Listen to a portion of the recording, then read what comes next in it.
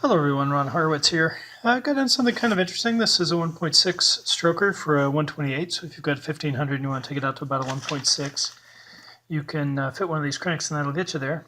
These come in from our good friend Para, who I think Para is in Serbia, is that correct? Anyway, I've never seen one of these before. This is a factory crank. This isn't some fancy, aftermarket crank or whatever. So this is straight from the factory. I'm not exactly sure which factory, but I'm kind of checking it out. And it occurred to me that if you're not an experienced engine builder, then you might get a little something out of kind of peering over my shoulder while I kind of take a peek at this thing. But, I'm not going to bore you with infinite detail, but I thought I would give you a little bit of a clue about the sorts of things that you would look for if you were checking out a crank for your own engine. It doesn't have to be a stroke, it could be just any crank for any engine. Some of the things you might look at, I should be wearing gloves. First is just a visual inspection, just kind of to give it, are the threads damaged, is a woodruff key wallowed out, or just a quick visual inspection. There were one or two little minor things that I noticed in a visual inspection. We had some little spots of discoloration, and I think there was a dent or a ding here or there. Nothing that a light polish wouldn't correct, so that's really nothing to worry about. You want to look for chatter marks on the journals. These journals are nice and pretty and shiny, so that's not a real problem. There's a little bit of chatter in some of the fillets I saw. I don't remember which one exactly. Yeah, this one, see. A little bit. I don't know if you can see that actually, but it's a little bit of chatter. It's nothing it's in the fillet. It's a nice, generous radius. Nothing to worry about. There are some sharp edges. I'm probably going to address the sharp edges with a Scotch-Brite on a roll lock or something like that. Going to probably put a couple of old bearings or wrap some tape around the journal or something before I go at that to protect the journal. But minor detail work. There's some sharp edges where there was some machine work. If there are any little loose pieces of metal that we're going to fatigue and fall off of those, certainly better for them to fall off before rather than after you've assembled your engine. But those are just sort of some minor details. Okay, so after you've done your visual inspection and it's come up pretty much okay, the next thing that you would want to do is you would want to check all of the dimensions. You check the journals for size. And the way we're going to do that is I'm going to measure across the journal in 2 or 3 places across the journal.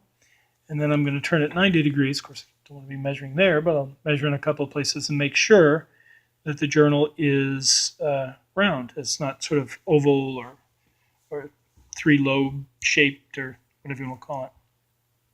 And we also want to make sure that it's the same size all the way across. We don't want it to have any what we call taper, where it gets sort of like, I don't know, with one hand I can't really show you, but you don't want it to have bigger on one side and smaller on the other.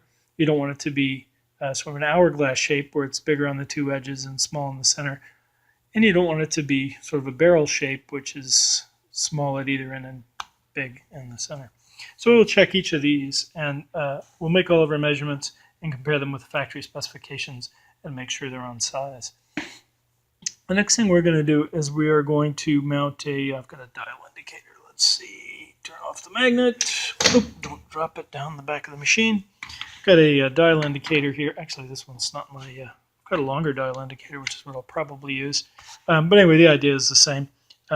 Basically, you mount the dial indicator, and you indicate and I'll just move the carriage side to side, and I'll indicate off of the journal surface, or rather off the main journal surface, and I'll look at the first main, the second main, the third main, the fourth main, and I'm not going to want to see any deviation on the gauge as I turn the crankshaft, right?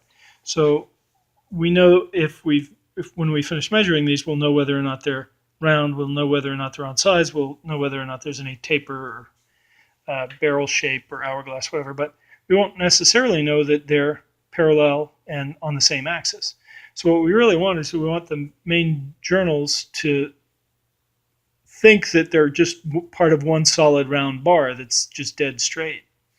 If you've got a little bit of run out, typically say on the center main, that'll tell you that the crank is bent, and you'll want to straighten the crank before you put it in the engine. After that, the next thing we're going to do is we're going to, again, put a dial. I might be able to use this dial. I've got a longer dial gauge. I might be able to use this one, actually. we're going to indicate off of the crank throw, and we're going to measure the crank throw. It's a little bit tricky to find the index, what they call on the crank throw. We're going to want to make sure that every journal, every crank journal, every rod journal is at exactly the same location and rotation. So it's either at, say, 90 degrees for two of them and 270 degrees for the other two, or however you want to think about it. And I've got the thing mounted so that it rotates with the what do you call it? The jaw, the 3-jaw chuck.